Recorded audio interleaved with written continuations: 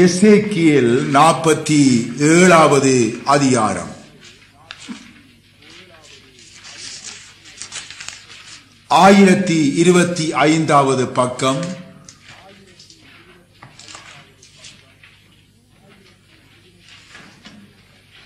3 தொடக்கம் 5 வரைக்கும் தயவு செய்து வாசிங்க பார்ப்போம் உரத்த சத்தமாக.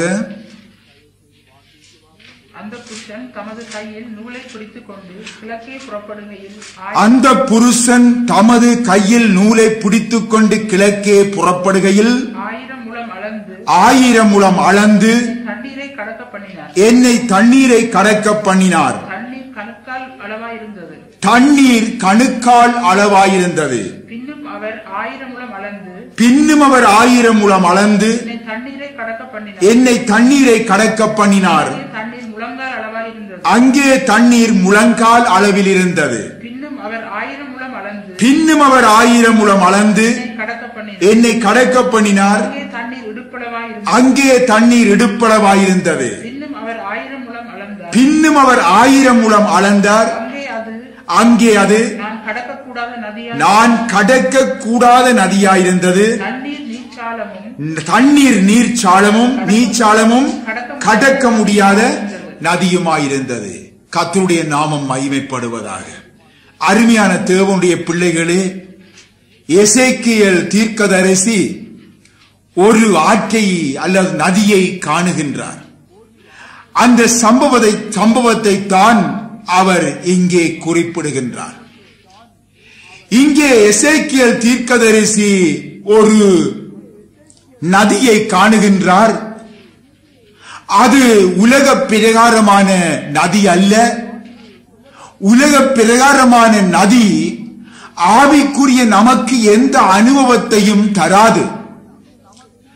ஆனால் நாம் ஆவிக்குரிய சிந்தையுடனே நாம் தியானித்தால் எசேக்கியேல் கண்ட இந்த நதியானது பரிசுத்த ஆவியானவர் என்று சொல்லி நாங்கள் அறியக்கூடியதாய் இருக்கின்றது. இங்கே நாங்கள் வேதத்திலே வாசித்த வேத பகுதியை நன்றாக நீங்கள் வாசித்து பாருங்கள். இங்கே நாங்கள் வாசித்து பார்த்த வேத பகுதியிலே சொல்லப்படுகின்ற இந்த நதி பரிசுத்த ஆவியானவர் என்று தெளிவாக எங்களுக்கு வேதம் சொல்லுகின்றது. வேதத்திலே பரிசுத்த ஆவியானவர் அக்கினிக்கு ஒப்பிடப்படுகின்றார், அபிஷேக தைலத்துக்கு ஒப்பிடப்படுகின்றார், பெருங்காற்றுக்கு ஒப்பிடப்படுகின்றார், இன்னுமாய் பின்மாறி மழைக்கு ஒப்பிடப்படுகின்றார். அதே வேளையிலே ஜீவ நதிக்கு அவர் ஒப்பிடப்படுகின்றார். அருமையானவர்களே, இன்னும் இவ்விதமாக பரிசுத்த ஆவியானவர் அநேக அடையாளங்களால் ஒப்பிடப்படுவதை நாங்கள் வேதத்திலிருந்து காணக்கூடியதாயிருக்கிறது. சங்கீத புஸ்தகத்தை நாங்கள் வாசித்து பார்ப்போமாயின் அங்கே சங்கீதக்காரர் எழுதுகின்றார், தாவீது, ஒரு நதியுண்டு, அதன் நீர்க்கால்கள் தேவனுடைய நகரத்தையும் உன்னதமானவர் வாசம் பண்ணுகின்ற பரிசுத்த ஸ்தலத்தையும் சந்தோஷிப்பிக்கிறது என்று சொல்லி அங்கே எழுதுகிறார். ஒரு நதியுண்டு, அதன் நீர்க்கால்கள், அந்த நதியினால் கிளைவிட்டு பாய்கின்ற அந்த நீர்க்கால்கள் தேவனுடைய நகரத்தையும் உன்னதமானவர் வாசம் பண்ணுகிற அந்த பரிசுத்த ஸ்தலத்தையும் சந்தோஷிப்பிக்கிறது என்று சொல்லி அங்கே குறிப்பிடுகின்றார். அருமையான தேவனுடைய பிள்ளைகளே, இன்னும் நாங்கள் சங்கீதத்தை வாசித்து பார்க்கும் பொழுது அங்கே தாவீது, உமது பேரின்ப நதியினால் நாங்கள் தாகம் தீர்க்கப்படுகிறோம் என்று சொல்லி அங்கே சொல்லுவதை பார்க்கிறோம். ஆம் அருமையானவர்களே, அந்த பேரின்ப நதியினால் அவர் தம்முடைய ஜனங்களை தாகம் தீர்க்கின்றார். இன்னுமாக நாங்கள் யோவேல் புத்தகத்தை எடுத்து நாங்கள் வாசித்து பார்ப்போம் என்றால் அங்கே யூதாவின் ஆறுகள் எல்லாம் பிஜவாகித்து, அதாவது அது வெள்ளமாக புரண்டு ஓடும் என்று சொல்லி எழுதப்பட்டிருக்கிறது. ஒன்று அது அந்தாவது ஒரு ஊற்று, அமிதமாக ஓடுகின்ற அந்த ஆற்றிலே ஒரு ஊற்று கர்த்தருடைய ஆலயத்திலிருந்து புறப்பட்டு சித்தீம் என்ற பள்ளத்தாக்கை நீர் பாய்ச்சுகிறது என்று எழுதப்பட்டிருக்கிறது. அருமையானவர்களே, என கருமையான தேவனுடைய பிள்ளைகளே, நம்முடைய ஆண்டவராகிய இயேசு கிறிஸ்து சிலுவையிலே மரித்து தொங்கிய பொழுது உங்களுக்கு ஒரு சம்பவம் ஞாபகம் இருக்கும். ஒரு போர் வீரன் ஈட்டியினால் அவருடைய விலாவை குத்தி திறந்தான் என்று சொல்லி நாங்கள் பார்க்கின்றோம். அப்பொழுது என்ன சம்பவித்ததாம்? அந்த விலாவிலே இருந்து, அந்த விலா காயத்திலே இருந்து இரத்தமும் தண்ணீரும் புறப்பட்டது என்று நாங்கள் பார்க்கின்றோம். அருமையானவர்களே, அப்படியாயின் இதை குறித்து தீர்க்க தரிசனமாய் உரைக்கப்பட்டிருக்கிறதே, அந்த தீர்க்க தரிசனத்தை குறித்து நாம் இன்றைய நாளிலே நாங்கள் சிறிது அதை பார்ப்போம். அந்த தீர்க்க தரிசனம் சகரியா புத்தகத்திலே 13ஆம் அதிகாரம் 1ஆம் வசனத்திலே இருக்கின்றது. தயவு செய்து எடுத்து வாசியுங்கள். சகரியா 13 1வது வசனம். சகரியா 13 1வது வசனம். வாசிங்க பட்டண்டு வாசியுங்கள். அந்நாளிலே பாவத்தையும் அழுக்கையும் நீக்க தாவீதின் குடும்பத்தாருக்கும் ஆம் திறக்கப்பட்ட ஊற்று அங்கே உண்டாயிற்று. திறக்கப்பட்ட ஊற்று அங்கே உண்டாயிற்று. ஆம் அருமையானவர்களே, இந்த ஊற்றுத்தான் பெரிய ஆறாக பெருக்கெடுத்து இந்த உலகம் முழுவதும், இந்த உலகத்தின் முடிவு பரியந்தம் பாய்ந்து செல்லுகிறது என்று சொல்லி நாங்கள் வேதத்திலே நாங்கள் காணுகின்றோம். இதுதான் அருமையானவர்களே கிறிஸ்துவின் சுவிசேஷத்தை கொண்டு செல்லுகின்ற ஆறு, அபிஷேகத்தின் ஆறு. நாங்கள் கடந்த வாரத்திலே பார்த்தோம் அபிஷேகம். அந்த அபிஷேகத்தினுடைய ஒரே நோக்கம் என்ன? எங்கும் சுவிசேஷத்தை பிரசங்கிப்பது.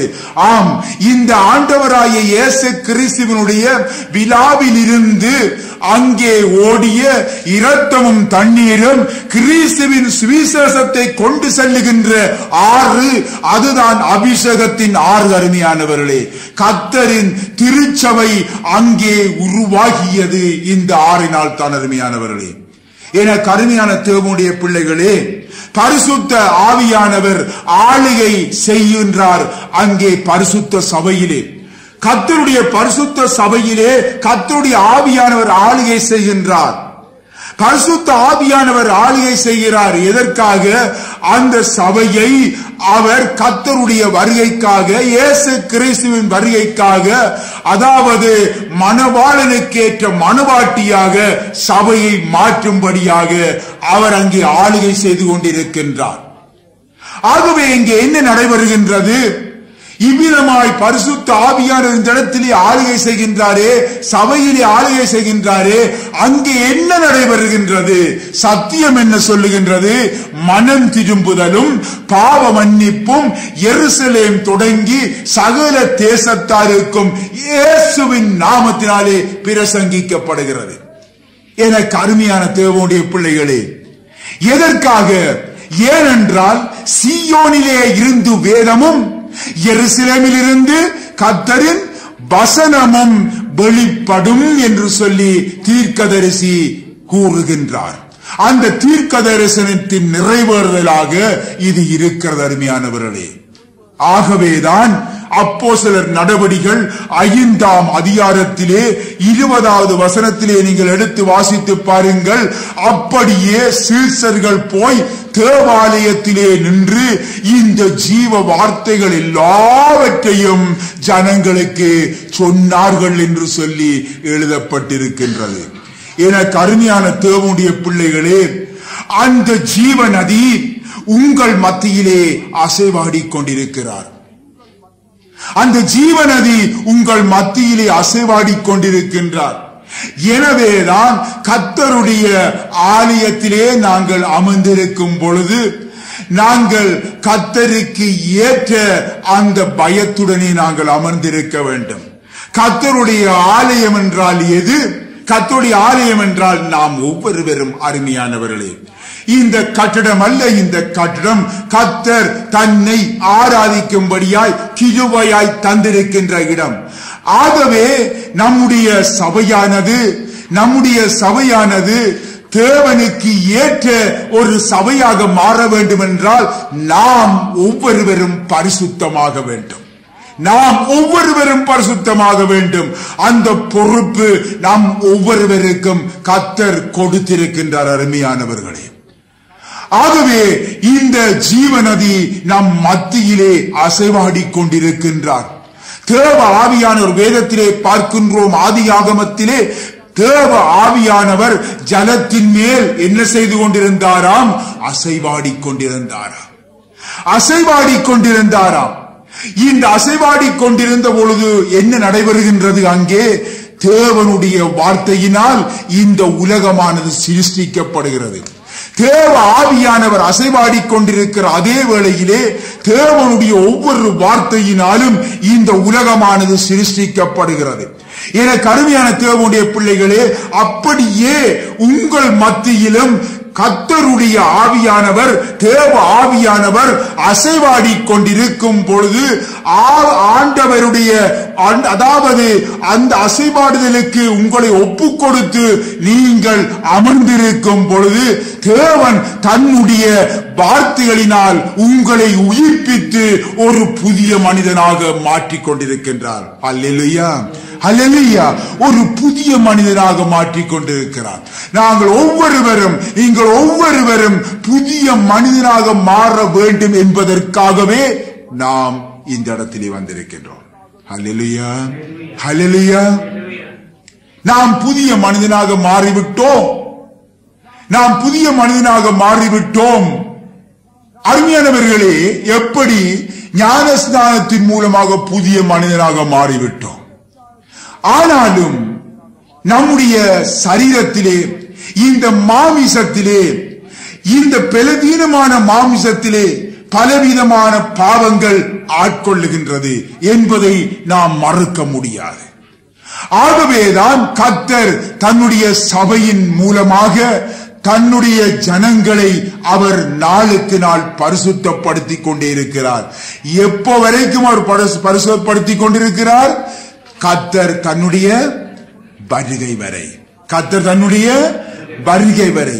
ஆனால் நீங்கள் இன்றைக்கு நீங்களும் நானும், நான் பரிசுத்தமாகிவிட்டேன், எனக்கு இனி சபை தேவையில்லை, இனி நான் பரிசுத்தமாக எனக்கு ஒன்றும் இல்லை என்றால் இந்த நொட்டி பொழுதுல நாங்க எங்க போயிருப்போம்? இப்ப அங்க இருப்போம். ஆண்டவர் எடுத்துக்கொண்டு போயிடுவார். ஆண்டவர் இன்னும் வராமல் இன்னும் தாமதிக்கிறது நம்மேல் காட்டுகின்ற பெரிய கிருபை. இந்த நிமிஷம் வருவார் என்றால் நாம் ஒவ்வொருத்தரும் போமா என்பது நிச்சயம் இல்லையென்றே சொல்லிட்டீங்க. பாத்தீங்களா? உண்மைதான். ஆனால் வேதம் சொல்கிறது தெரியுமா? எந்நேரமும் நீங்கள் ஆயத்தமாயிருங்கள். ஏனென்றால் ஆண்டவர் இயேசு எப்பொழுது வருவார் என்று நமக்கு தெரியாது. ஆகவே நாம் எப்படி ஆயத்தமாயிருக்க வேண்டும்? அந்த ஆறுக்குள்ளே முழுகின்ற ஜனங்களாய், அந்த நதியிலே முழுகிற ஜனங்களாய், அந்த நதிக்குள்ளே நம்மை ஒப்பு கொடுத்த ஜனங்களாய் நாங்கள் வாழும் பொழுது இங்கே என்ன நடைபெறுகின்றது? கர்த்தருடைய ஒவ்வொரு வார்த்தையினாலும் அவன் பரிசுத்தமாகிக் கொண்டே இருக்கின்றான். அருமையான தேவனுடைய பிள்ளைகளே, வேதத்திலே தந்திருக்கின்ற வார்த்தையின்படி நாம் பரிசுத்தர். வேதங்களை பரிசுத்த ஜாதி என்றுதான் அழைக்கின்றது. ஆனாலும் நம்மை அநேக இந்த மாமிசத்திலே பல இச்சைகளின் மூலமாக பல பாவங்கள் ஆண்டு கொள்ளுகிறது என்பதையும் மறுக்க முடியாது. எனவே நம்முடைய சரீரத்தை அந்த தேவ ஆவிக்குள்ளே நம்மை அர்ப்பணித்து வாழும் பொழுது ஏனைய கடமையை தேவ ஆவியானவர் அங்கே செய்து கொண்டிருக்கின்றார். அல்லேலூயா. அந்த நதி என்ன செய்கிறதாம்? பாய்ந்தோடுகின்ற ஒரு நதி. பாய்ந்தோடுகின்ற ஒரு நதி ஒரு இடத்திலே கட்டப்பட்டு இருக்கின்றது அல்ல, அது பாய்ந்து ஓடுகின்ற ஒரு நதி. அந்த நதி பாய்ந்து ஓடுவதற்கு என்ன தேவை? ஒரு வாய்க்கால் தேவை. அந்த வாய்க்காலாக அவருடைய ஜனங்கள் ஒவ்வொருவரும் காணப்பட வேண்டும். அல்லேலூயா, அல்லேலூயா. அந்த நதியானது பாய்ந்து ஓடுவதற்கு நம்மை ஒரு வாய்க்காலாக நம்மை அர்ப்பணிக்க வேண்டும். அருமையானவர்களே, நம்மை வாய்க்காலாக திறந்து விட வேண்டும். மீண்டும் உங்களுக்கு உறுதியுடன் நான் கூறுகின்றேன், மீண்டுமாக இது சொல்ல வேண்டிய காலகட்டத்தில் எந்த நாளும் இந்த கடைசி நாட்களில் நாங்கள் வாழ்ந்து கொண்டிருக்கிறோம். அதாவது இந்த பரிசுத்த ஆவியானவருடைய செயற்பாடு, அதாவது அவர் இவ்விதமாய் செயல்படும் வாய்க்காலாக உங்களை ஒப்பு கொடுங்கள் என்று சொல்லும் பொழுது, அதாவது இன்னுமாக தெரிந்து கொள்ளுங்கள், அந்நிய பாஷை பேசித்தான் அடையாளப்படுத்த வேண்டும் என்று எண்ணி விடாதீர்கள். அதோடு திருப்திப்பட்டு விடாதீர்கள். இன்றைக்கு ஏன் இதை நான் சொல்லுகின்றேன் என்றால், இவ்விதமாக திருப்திப்பட்டிருக்கிறவர்கள் தான் அநேக கிறிஸ்தவர்களாய் இருக்கின்றார்கள். என கருமையான தேவனுடைய பிள்ளைகளே, இக்காலங்களிலே அந்நிய பாஷை பேசும் எல்லோரும் பரிசுத்தவான்களா? இல்லவே இல்லை, இல்லவே இல்லை. பாவ சேற்றிலே புரளுகின்ற அநேகர் அந்நிய பாஷை பேசுவதையும் தீர்க்க தரிசனை சொல்லுவதையும் நான் அறிந்திருக்கிறேன். அருமையானவர்களே, நீங்கள் கூட அறிந்திருக்க முடியும். ஆகவே நீங்கள் அசைவாடி கொண்டிருக்கும் அந்த ஆவியானவருக்கு உங்களை வாய்க்காலாக அவர் ஓடும்படி, அந்த வாய்க்கால் மூலமாக ஓடும்படி உங்களை ஒப்புக் கொடுக்கும் பொழுது நீங்கள் அடைகின்ற மாற்றம் என்ன? பரிசுத்தம். பரிசுத்தம். வேதம் சொல்லுகிறது என்ன தெரியுமா? பரிசுத்தம் இல்லாமல் தேவனை தரிசிக்க முடியாது. இதுதான் முக்கியம். அருமையானவர்களே, நாம் பரலோகம் போவதற்கு இந்த உலகத்திலே எங்களுக்கு தருகின்ற வரங்கள் மட்டும் போதாது. இந்த வரங்கள் இருந்தாலும் அவன் பரலோகம் போவான் என்ற நிச்சயம் இல்லை. ஆனால் ஒருவன் பரிசுத்தமாயிருந்தால் அவன் நிச்சயமாக பரலோகம் செல்ல முடியும். ஹல்லேலூயா, ஹல்லேலூயா. ஆகவே பரிசுத்தம், பரிசுத்தம், பரிசுத்தம், இதுதான் நம்மை ஒப்பு கொடுக்க வேண்டும். நம்மை ஒப்பு கொடுக்க வேண்டும். உங்களுடைய பேச்சு, உங்களுடைய சிந்தனை, உங்களுடைய எண்ணங்கள், உங்களுடைய நடைகள், உங்களுடைய பார்வைகள் அனைத்துமே என்னவாயிருக்க வேண்டும்? பரிசுத்தமாயிருக்க வேண்டும். பரிசுத்தமாயிருக்க வேண்டும். எசேக்கியேல் 47 அதிகாரத்திலே பரிசுத்த ஆவியானவரை ஒரு நதிக்கு ஒப்பிட்டுத்தான் இங்கே வேதம் சொல்லுகின்றது. பரிசுத்த ஆவியானவரால் கிடைக்கின்ற 4 அனுபவங்களை இங்கே பார்த்தோம். இந்த 4 அனுபவங்களை இங்கே நாங்கள் காணுகின்றோம். இந்த 4 அனுபவங்களைத்தான் நாங்கள் இன்றைய நாளிலே கர்த்தருடைய ஆவியானவருக்குள் நாங்கள் தியானிக்க போகின்றோம். ஆமென். இப்பொழுது எசேக்கியேல் 47 அதிகாரத்திலே 3வது வசனத்தை தயவு வாசிங்க பார்ப்போம். அந்த புருஷன் தமது கையில் நூலை பிடித்துக்கொண்டு கிழக்கே புறப்படுகையில் 1000 முழம் அளந்து என்னை தண்ணீரை கடக்க பண்ணினார். தண்ணீர் கணுக்கால் அளவாயிருந்தது. பின்ன இந்த எசேக்கியேல் இந்த ஆற்றை கடக்கும் பொழுது அனுபவத்தை பெறுகிறார். என்ன அனுபவம்? என்ன? கணுக்கால் அளவு தண்ணீருக்குள்ளே அவர் நிற்கின்றார். கணுக்கால் அளவு. பின்னாகவே இங்கே பார்க்கின்றோம், ஒரு புருஷன் அவருடைய கையிலே பிடித்து கிழக்கே புறப்படுகையில் 1000 முழம் அளந்து என்னை தண்ணீரை கடக்க பண்ணினார். அந்த தண்ணீர் கணுக்கால் அளவாயிருந்தது. பின்ன இந்த கணுக்கால் அளவுள்ள அனுபவத்தை பெற எசேக்கியேல் 1000 முழம் நடந்து வந்தார். 1000 முழம் நடந்து வந்தார். எந்த அனுபவத்தை பெற? கணுக்கால் அளவு தண்ணீர் உள்ளே வருவதற்கு. தொடர்ந்து வாசித்து பாருங்கள். நதியின் தண்ணீர் கொஞ்சம் கொஞ்சமாக அதிகரித்து செல்லுவதை நாங்கள் பார்க்கின்றோம். தேவனுடைய பிள்ளைகளே, கர்த்தர் திடீரென்று திடீரென்று ஆவிக்குரிய ஆழமான அனுபவங்களுக்குள் ஒருவரை கொண்டு வருவது இல்லை. ஒருவரை ஆழமான அனுபவங்களுக்குள்ளே கொண்டு வருவதில்லை. இன்றைக்கு அநேகர் ஞானஸ்நானம் பெற்று ஒரு கொஞ்சம் பைபிளை வாசித்தவுடனே எங்களுக்கு எல்லாம் தெரியும், நாங்கள் எல்லா அனுபவங்களையும் பெற்றிருக்கிறோம் என்று சொல்லுகின்றார்கள். இல்லை அருமையானவர்களே, கர்த்தர் திடீரென்று ஆவிக்குரிய ஆழமான அனுபவங்களுக்குள்ளே ஒரு பொழுதும் திடீரென்று கொண்டு வருவது இல்லை அருமையானவர்களே. படிப்படியாக படிப்படியாக ஒரு குழந்தையை எடுத்து பாருங்கள். அந்த குழந்தை எவ்விதமாக வளருகின்றது. அந்த குழந்தை பிறந்திருக்கிறது. இந்த குழந்தை பசிக்குது என்று சொல்லி கொண்டு போய் நீங்கள் வீட்டில் அவிச்ச புட்டை கொண்டு போய் அதனுடைய வாய்க்களை வச்சு அமர்த்தி நல்லா சாப்பிடு சாப்பிடு என்று சொன்னா அதன் நிலைமை எப்படி இருக்கும் சிந்திச்சு பாருங்க. பின் அது எப்படி அந்த புட்டு சாப்பிட வேண்டும்? காலத்துக்கு காலம் படிப்படியாக படிப்படியாக அதற்குரிய உணவுகள், அந்த வயதுக்கேற்ற உணவுகளை உண்டுதான் அது ஒரு முதிர்ச்சியான வயது வரும் பொழுது அந்த புட்டை உண்ணுகின்ற அனுபவத்துக்குள் வருகின்றது.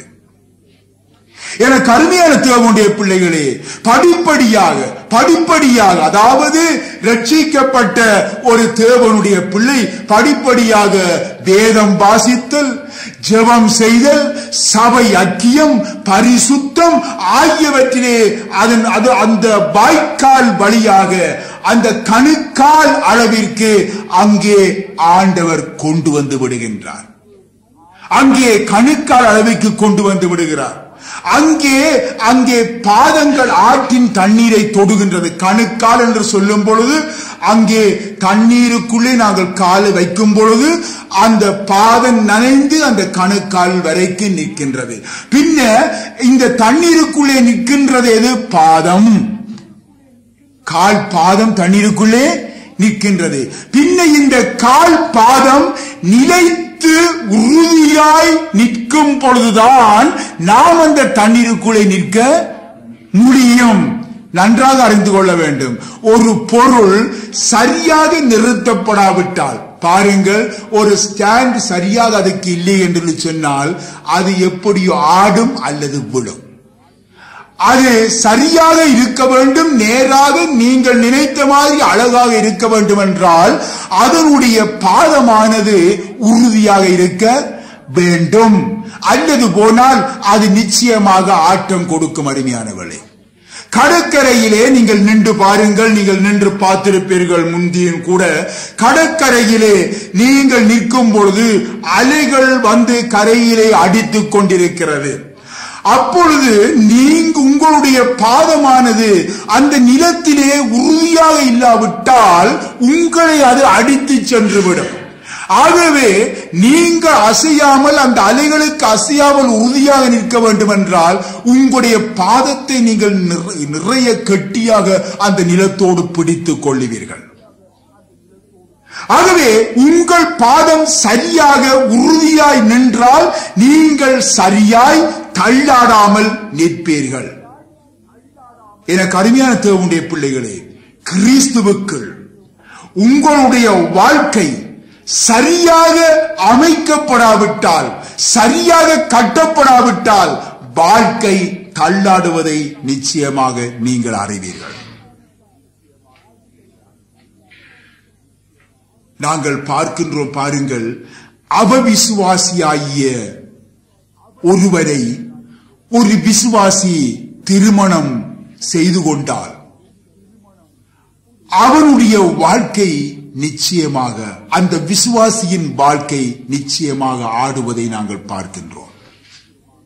அவர்களுடைய குடும்ப ஜீவியம், அதாவது குடும்ப ஜீவியமே எப்பொழுதும் ஆடிக்கொண்டே இருக்கும். காரணம் என்ன தெரியுமா?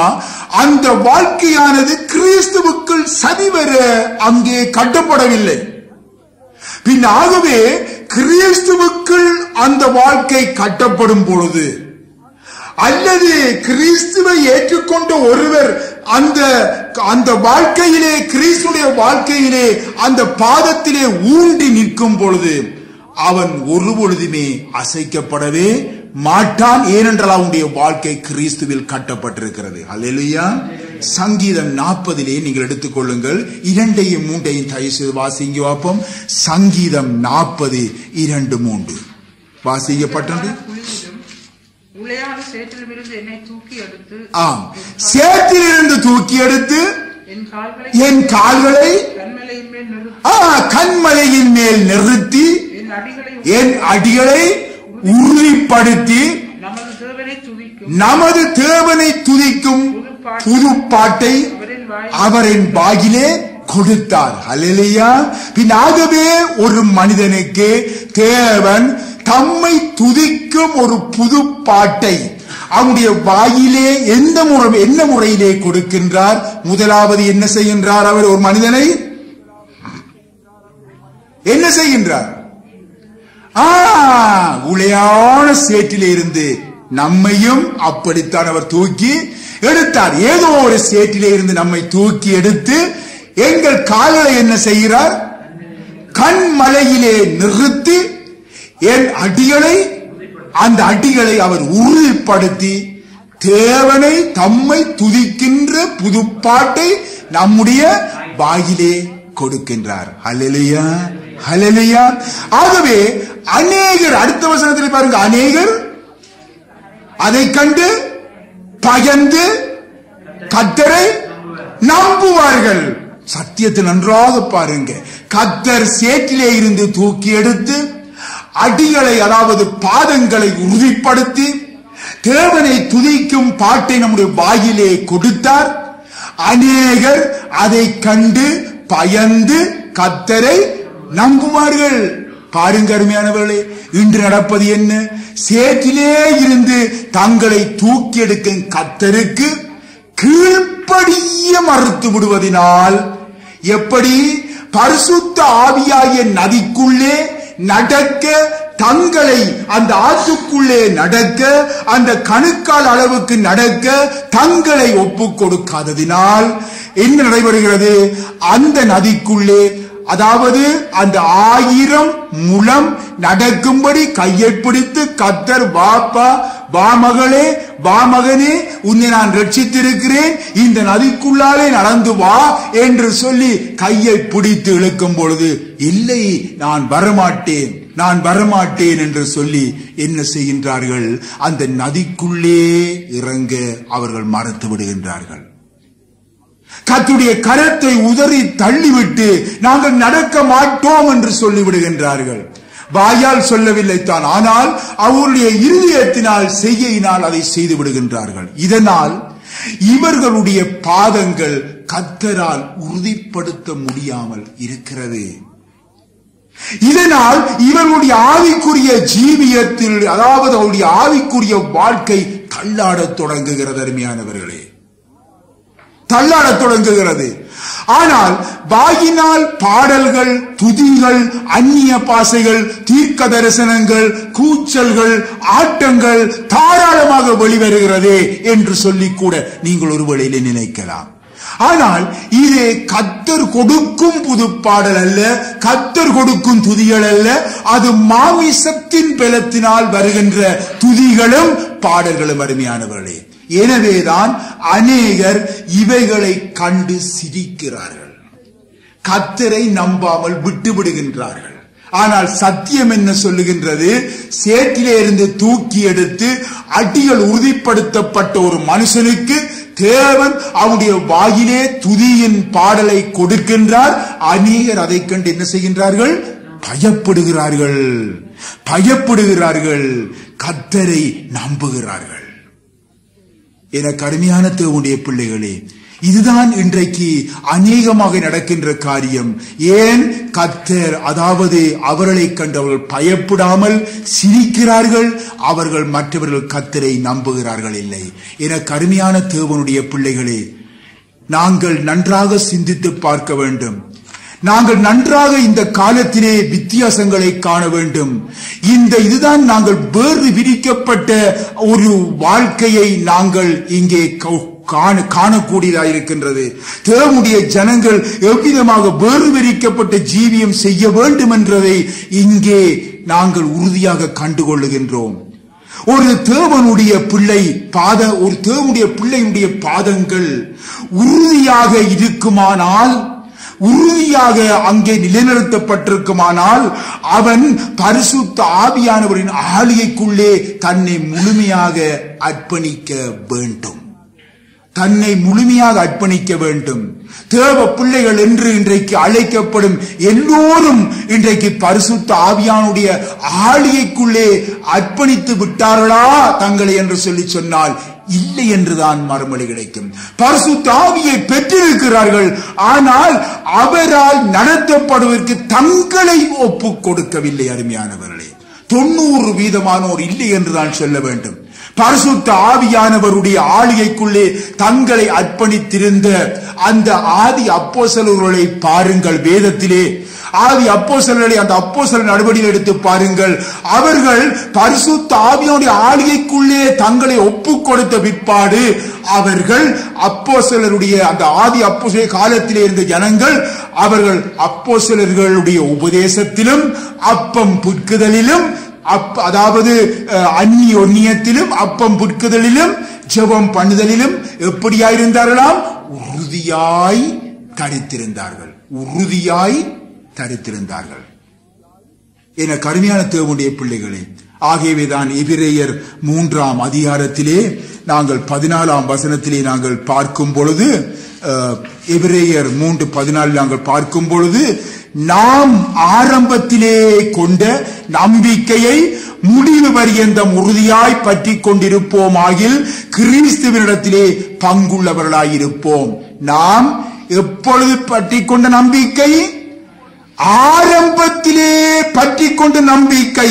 நாம் ஞான ஸ்நானம் எடுக்கும் பொழுது அந்த பற்றி கொண்ட அந்த நம்பிக்கையிலே நாம் முடிவு பரியந்தம் உறுதியாயிருந்து வளர்ந்து கொண்டிருக்க வேண்டும்.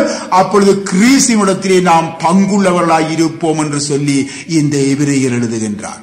தேவனுடைய பிள்ளைகளே, எசேக்கியேல் கணுக்கால் அளவு அனுபவம் இதை குறிக்கின்றது. கொடும் வெயிலில பாருங்க, நடந்து வருகின்ற ஒரு மனுஷன். சரி, நீங்க கொடும் வெயில நடந்து கொண்டு வாரீங்க. வந்து கொண்டிருக்கும் பொழுது ஒரு கொஞ்ச இடத்துல ஒரு தண்ணி மெல்லீசா ஓடிக்கொண்டிருக்குது. ஒரு சின்ன தண்ணி மெல்லிய ஊற்றொண்டு ஓடிக்கொண்டிருக்குது. அந்த வெயிலில கால் சுட, மண்ணெல்லாம் காலில் சுட ஓடி வந்து என்ன செய்யறீங்க? அந்த தண்ணிக்குள்ள கொண்டே உங்களுடைய பாதத்தை வைக்கிறீங்க. அந்த பாதத்தை வைக்கல நிச்சயமாக உங்களுக்கு ஒரு சந்தோஷம் இருக்குமா, இருக்காதா? நிச்சயமாக இருக்கும். ஒரு சந்தோஷம் உண்டு அந்த இடத்துல வருகுது. அப்பாடாண்டு ஒரு ஆறுதல் ஒன்று வருகுது, ஒரு குளிர்ச்சி ஒன்று வருகுது அல்லவா? இதுதான் அருமையானவர்களே பரிசுத்த ஆவியை பெறும் பொழுது உண்டாகின்ற ஒரு ஆரம்ப அனுபவம். ஒரு ஆரம்ப அனுபவம், ஒரு சந்தோஷம், ஒரு மகிழ்ச்சி. இந்த அனுபவத்திலே கிடைக்கின்ற சந்தோஷத்தினால்தான் என்ன செய்யுது? நம்முடைய இருதயம் மகிழ்கிறது. நம்முடைய இருதயம் மகிழ்ந்து கொண்டிருக்கின்றது. அருமையானவர்களே, ஒரு அருமையான ஒரு சந்தோஷம்.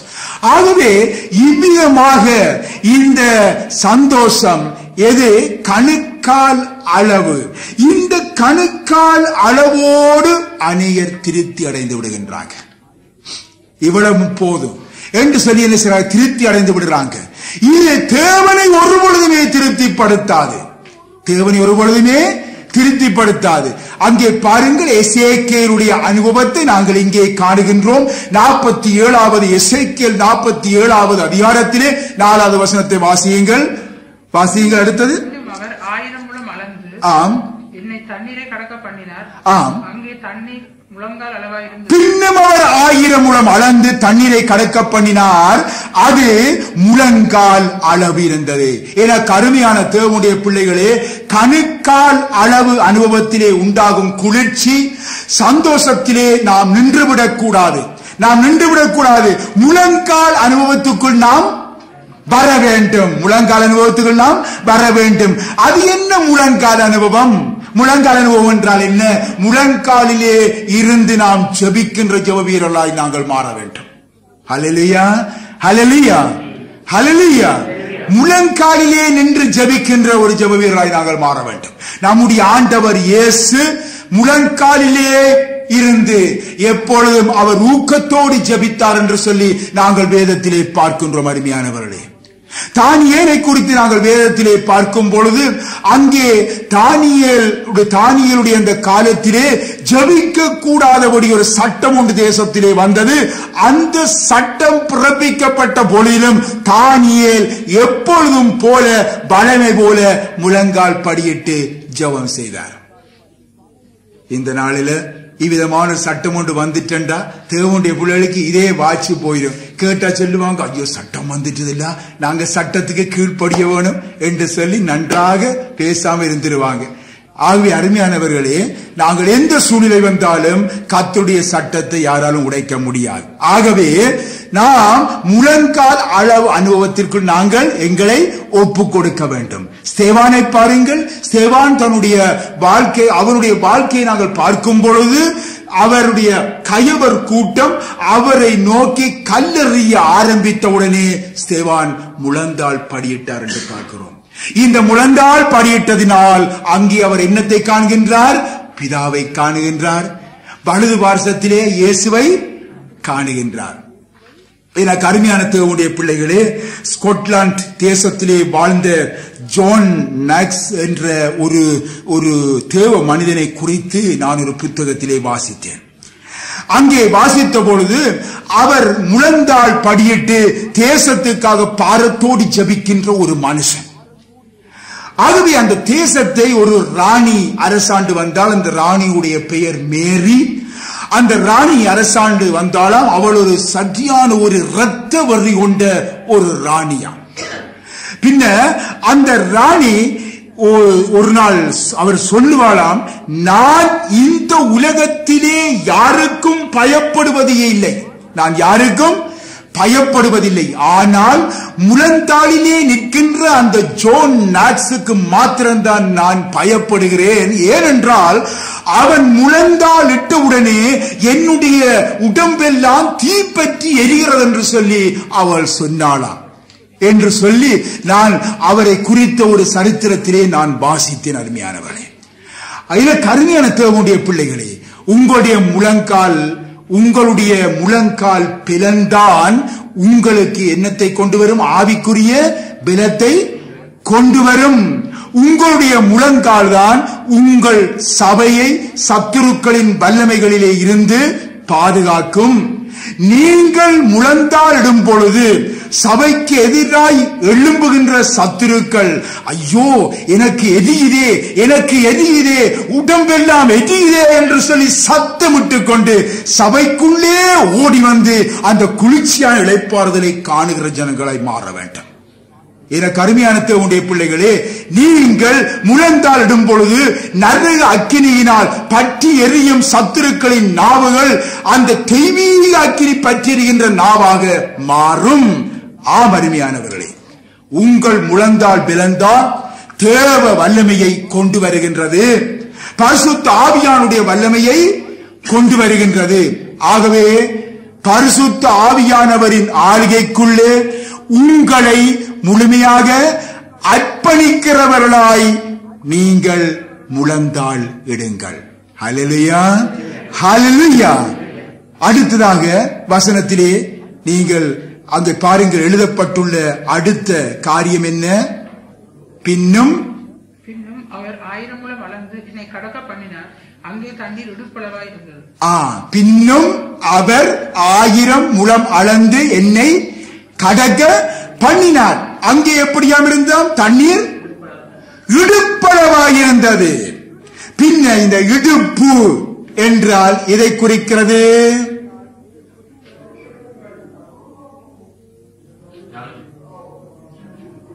சொல்லுங்க.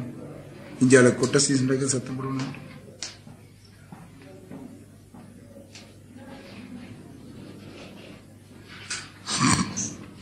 இடுப்பு எதை குறிக்கின்றது? மனுஷனுடைய ஆயத்தத்தை காண்பிக்கிறது. மனுஷனுடைய ஆயத்தத்தை காண்பிக்கிறது.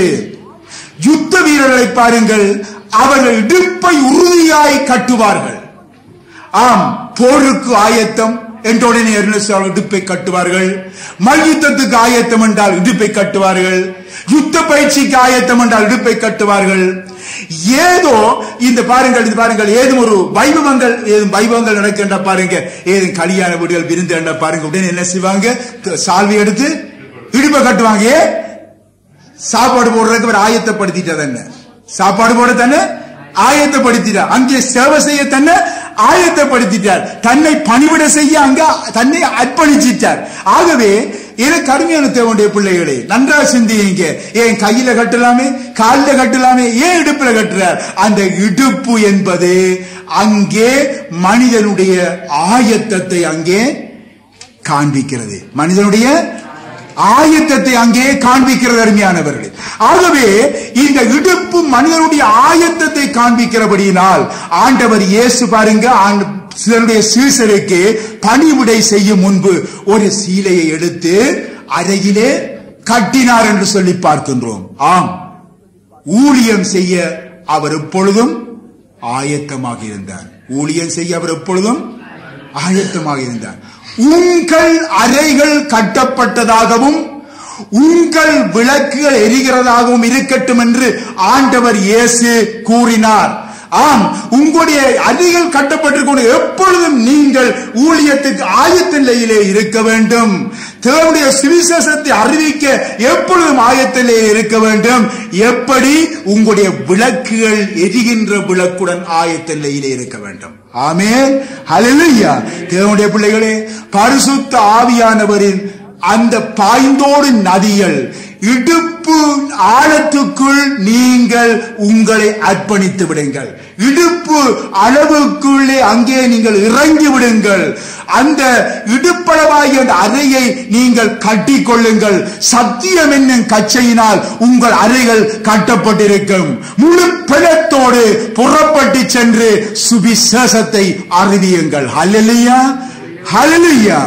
இப்பொழுது வசனம் 5 வாசிங்க. எசேக்கியேல் 47:5 வாசிங்கள் பாப்போம். அவர் 1000 முழம் அளந்தார். அங்கே அது நான் கடக்கக்கூடாத நதியா இருந்தது. தண்ணீர் நீர்ச்சாலை கடக்க முடியாத நதி. பாருங்க, கடக்க முடியாத நதி, நீர்ச்சாலை. இப்ப கடக்க முடியாத அந்த இடத்துக்கு கொண்டு போயிட்டார். ஆவியானவரின் பூரண ஆளுகைக்குள்ளே அங்கே எசேக்கியேல் சென்று விட்டார். பிலத்தின் மேல் பிலன், அந்த பூரண ஆளுகை தான் அருமையான. பிலத்தின் மேல் பிலன், கிருபையின் மேல் கிருபை, மகிமையின் மேல் மகிமை, அபிஷேகத்தின் மேல் அபிஷேகம். பரிசுத்த ஆவியானவரின் பரிபூர்ண ஆளுகைக்குள்ளே அவர் தன்னை ஒப்பு கொடுத்திருக்கிறார். ஹல்லேலூயா. இப்பொழுது வெளிப்படுத்தல் 22:1 தயசு வாசிங்க. வெளிப்படுத்தல் 22:1 வாசிக்கப்பட்டது. போல் தெளிவான ஜீவ தண்ணீர் உள்ள சுத்தமான நதி தேவனும் ஆட்டுக்குட்டியானவரும் இருக்கிற சிங்காசனத்தில் இருந்து புறப்பட்டு வருகிறதை எனக்கு காண்பித்தான். ஆம், அங்கே யோவான் கண்ட நதியை ஒரு நதியை பார்க்கின்றார். அது எங்கிருந்து புறப்பட்டு வருகின்றதாம்? பரலோகத்திலிருந்து புறப்பட்டு நமக்குள்ளே வருகிறது. பரலோகத்திலிருந்து புறப்பட்டு நமக்குள்ளே வருகிறது. அந்த நதி இப்பொழுது உங்களை நோக்கி வருகிறது அருமையானவர்களே. அந்த நதி இப்பொழுது உங்களை நோக்கி வருகிறது. கணுக்கால் அளவு, முழங்கால் அளவு, இடுப்பளவு போதாது. ஆண்டவரே, நீர் சாலத்துக்குள் என்னை அழைத்து செல்லும், நான் பூரணமாய் அதற்குள்ளே முழுக வேண்டும் என்று நீங்கள் கர்த்தரை கதறி கேளுங்கள். என் சரீரத்தில் ஒவ்வொரு அங்கமும் பூரணமாய் மூழ்க வேண்டும் என்று கர்த்தரை நோக்கி கேளுங்கள். நரக அக்கினி பற்றி எரிகின்ற என் நாவு பரிசுத்த ஆவியின் அக்கினியினால் நிரம்பட்டும் என்று கேளுங்கள். நரகத்தின் அகோரத்தால் வெந்து கொண்டிருக்கும் என் நினைவுகள், சிந்தனைகள் அனைத்தும் தேவ சிநேக அக்கினி பற்றி எரியட்டும் என்று கேளுங்கள். தேவ ஆவியானவர் உங்களை நிரப்பட்டும் அருமையானவர்களே. அபிஷேக நதி உங்கள் மத்தியிலே கடந்து வரட்டும் அருமையானவர்களே. உங்கள் சிந்தனைகள், உங்களுடைய செயல்கள், உங்களுடைய எண்ணங்கள், பரிசுத்த ஆவியானவர் உங்களை சுத்திகரிக்கட்டும் அருமையானவர்களே. உங்கள் மாமிசம், உங்களுடைய சுயபலம், சுய ஞானம், சுய அறிவு எல்லாம் நீங்கி போகட்டும் இயேசுவின் நாமத்தினாலே.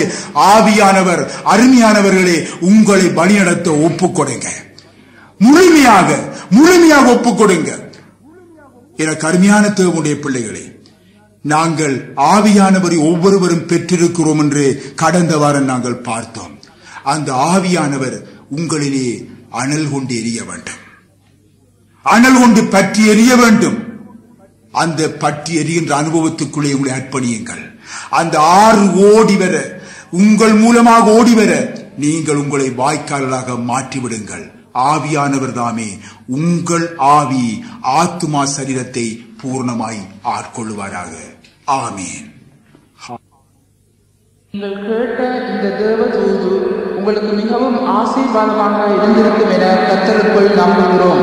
எமது திருச்சபை மூலம் ஆழ்ந்த சத்தியங்களுடன் வழங்கப்படும் தேவ தூதுக்கள், வேளாண் படிப்புகள் அடங்கிய ஆடியோ கசட்டுகள் மற்றும் கிறிஸ்தவ பாடல்கள் அடங்கிய ஆடியோ வீடியோ சீடிக்கள் யாவும் எமது சபையிலிருந்து பெற்றுக் கொள்ளலாம்.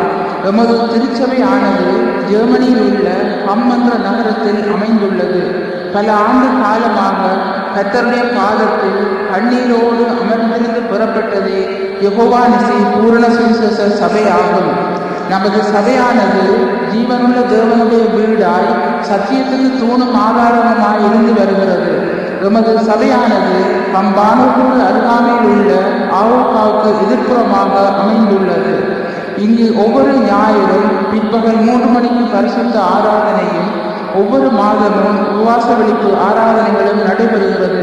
ஒவ்வொரு வியாழனும் பிற்பகல் 6:30 மணிக்கு ஜெப வழிபாடும் நடைபெறுகிறது. நீங்களும் நமது ஐக்கியத்தில் கலந்து கொண்டு சத்தியத்திலும் கிருபையிலும் வளர்ந்து ஆசீர்வாதமாக இருப்பீர்களாக. உங்கள் ஆவிக்குரிய ஜீவியத்துக்கான ஆலோசனைகளுக்கும் ஜெப தேவைகளுக்கும் எம்முடன் தொடர்பு கொள்ளும்படி அன்புடன் கேட்கிறோம். நீங்கள் தொடர்பு கொள்ள வேண்டிய தொலைபேசி இலக்கம் 0238123936 ஜெர்மனி. கர்த்தர் உங்களை ஆசீர்வதிப்பாராக.